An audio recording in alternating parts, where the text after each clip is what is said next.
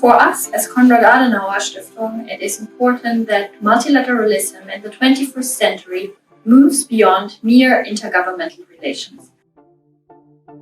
The private sector is a crucial partner to achieve the Sustainable Development Objective, the 2030 Agenda. A recent study by the ILO showed that only 15% of employers' federations are involved in UN country assessment.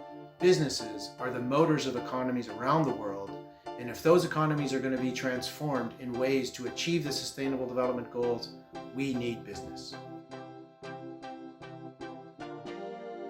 It's not just a source of financing, it's not just a source of funding.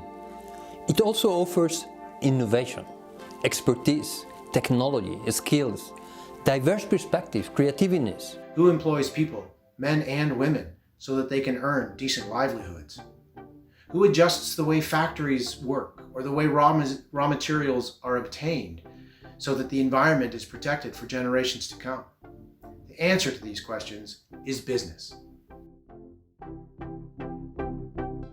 The Playbook is based on numerous dialogues that we've had over the last 9 months between UN resident coordinators and employers' federations. A guide to understand the new role and responsibilities of the UN resident coordinators under the new UN reform, but also for the resident coordinators to understand the role that employers' federations, that they represent the voice of business of large companies, small companies, globally and nationally.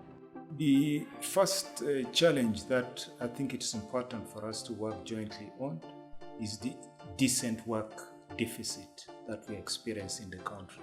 Uganda is the largest home to refugees in Africa and third in the world, with 1.4 million refugees.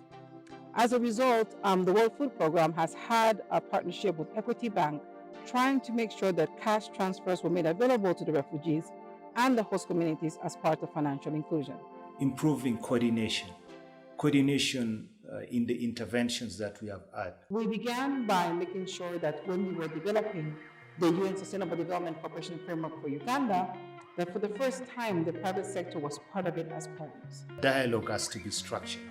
If we are to work towards particular goals within a given time frame, then we have to have dialogue which is consistent, that allows us to get the results we want.